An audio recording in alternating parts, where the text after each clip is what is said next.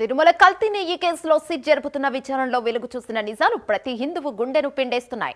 గత వైసీపీ ప్రభుత్వ హయాంలో 2019 నుంచి 2024 మధ్య భక్తులు ఎంతో పవిత్రంగా భావించి 20 కోట్లకు పైగా లడ్డూలను కల్తీ నెయ్యితో తయారు చేశారని తెలింది. అంటే 5 ఏళ్ల పాటు భక్తులు స్వీకరించింది కేవలం ప్రసాదం కాదు, అందులో 40% పామ్ ఆయిల్, రసాయనాలతో కూడిన ఓ కల్తీ పదార్థం. నాటి టీటీడీ ధర్మకర్తల మండలి అధికారులు కుమ్మక్కై తిరుమల క్షేత్రాన్ని తమ ధనార్జన కేంద్రంగా మార్చుకున్నారని సిట్ అనుమానిస్తోంది. నాసి రకం కంపెనీలకు 250 కోట్ల రూపాయల కాంట్రాక్టులు కట్టబెట్టి 68 లక్షల కిలోల కల్తీ నెయ్యిని కొని స్వామివారి నైవేద్యంలో కలిపారు. ఇది భక్తుల మనోభావాలను దెబ్బతీయడం కాదు, వారి నమ్మకాన్ని, విశ్వాసాన్ని ఖూనీ చేయడమేనని హిందూ సంఘాలు ఆగ్రహాన్ని వ్యక్తం చేస్తున్నాయి.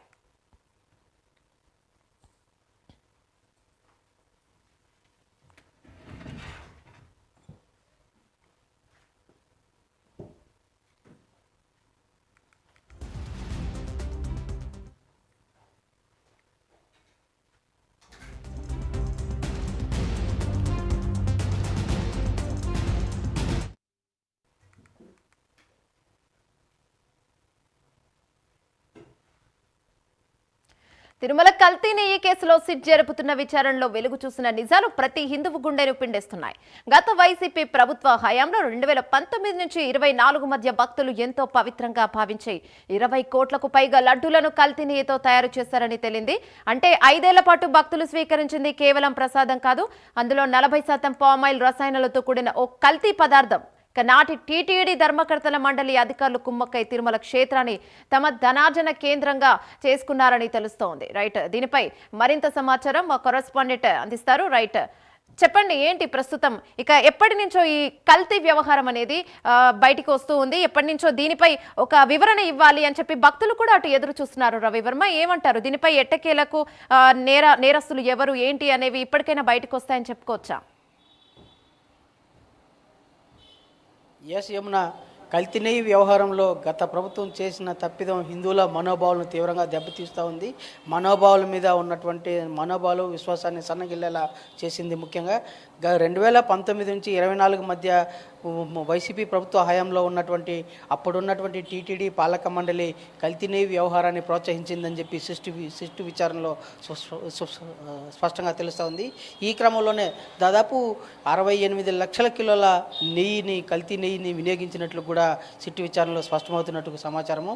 అదే కాకుండా దాదాపు అంటే 250 కోట్లు నెయ్యి కల్తీని బోలేబాబా డైరీ, వైష్ణవి డైరీ, అలాగే ఏఆర్ డైరీలకు కట్టబెట్టి వాటి ద్వారా కల్తీ నెయ్యి సప్లై చేసి తద్వారా లడ్డూల్లో కల్తీ నెయ్యి వినియోగించి భక్తులకు పంపిణీ చేసినట్టు కూడా సిట్ అధికారులు అయితే విచారణలో స్పష్టమవుతోంది. ఈ క్రమంలోనే హిందువుల మనోభావాలు దెబ్బతినేలా గత ప్రభుత్వ హయాంలో అప్పటి టీటీడీ పాలక మండలి వ్యవహరించిందని చెప్పేసి సిట్ అధికారుల విచారణలో ఒక్కొక్కటిగా వెలుగు చూస్తూ ఉంది. దాదాపు ఎన్నడూ లేని విధంగా సుదీర్ఘ చరిత్ర కలిగినటువంటి హిందూ దేవాలయంగా బాసిల్లుతున్నటువంటి, ప్రపంచవ్యాప్తంగా కీర్తి ప్రతిష్టలు పొందుతున్నటువంటి శ్రీవారికి ఎంతటి విశిష్టత ఉందో అదే విశిష్టత శ్రీవారి లడ్డు ప్రసాదాలకు ఉంది. అలాంటి లడ్డు ప్రసాదాల పట్ల ఉన్నటువంటి మనోభావాలు, భక్తుల విశ్వాసాన్ని సన్నగినేలా గత ప్రభుత్వం వ్యవహరించిందని చెప్పేసి కూడా విచారణలో స్పష్టమైంది. దీనికి గాను గత 2 రోజుల క్రితం అప్పటి టీటీడీ పాలక మండలి చైర్మన్గా పనిచేసిన వైవి సుబ్బారెడ్డిని, అలాగే అప్పటి ఈవోగా పనిచేసినటువంటి ధర్మారెడ్డిని, వీళ్ళందరినీ కూడా సిట్టు విచారించి వాస్తవాలను ఒక్కొక్కటిగా వెలుగు తీస్తూ ఉంది. ఈ వెలుగులో భాగంగానే అనూహ్యమైన నిజాలు అయితే ఒక్కొక్కటిగా వెలుగు చూస్తున్నాయని చెప్పి కూడా తెలుస్తూ ఉంది. ముఖ్యంగా గత 5 ఏళ్ల కాలంలో పూర్తి నెయ్యిలో దాదాపు 40% వరకు కల్తీ నెయ్యి వినియోగించినట్టుగా, రసాయనాలు, పామాయిల్తో కూడినటువంటి కల్తీ నెయ్యి వినియోగించినట్టు కూడా సిట్టు విచారణలో స్పష్టమైందని చెప్పి కూడా తెలుస్తూ ఉంది. అందుకు సంబంధించిన ఆధారాలన్నీ కూడా సేకరించింది. ఈ విచారణ నేపథ్యంలోనే మరింత లోతుగా కూడా సిట్టు అధికారులు అయితే దర్యాప్తు చేస్తూ వస్తున్నారు.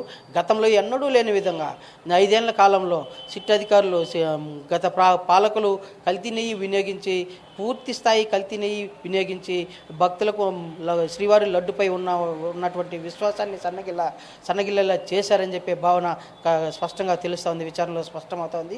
అదే కాకుండా దాదాపు 1.60 కోట్ల కిలోల నెయ్యి కావాల్సిన వాటిల్లో 68 లక్షల కిలోల నెయ్యి కూడా కల్తీ నెయ్యి అని చెప్పేసి కూడా సిట్ విచారణలో స్పష్టమైంది. వాటికి సంబంధించి ఇలాంటి కల్తీ నెయ్యి వ్యవహరించడం వల్లే హిందువుల మనోభావాలు దెబ్బతినేలా చేసిందని గత పాలకులు వ్యవహరించారని చెప్పేసి కూడా దేశవ్యాప్తంగా వ్యాప్తంగా ఉన్నటువంటి హిందూ సంఘాలన్నీ కూడా తీవ్రంగా ఆగ్రహం వ్యక్తం చేస్తున్నాయి. ఇలాంటి ఈ అకృత్యాలకు పాల్పడిన వారి మీద ప్రభుత్వం కఠినంగా చర్యలు తీసుకోవాలని చెప్పి కూడా హిందూ సంఘాలు అయితే డిమాండ్ చేస్తున్నాయి. కల్తీ నెయ్యి వ్యవహారంలో భవిష్యత్తులో ఎవరు కల్తీ నెయ్యి వ్యవహారం చేసినా కూడా కఠినంగా వ్యవహరించేలా ఉండాలి, చట్టాలు ఉండాలని చెప్పి కూడా హిందూ సంఘాలన్నీ కూడా వ్యక్తం చేస్తున్నాయి.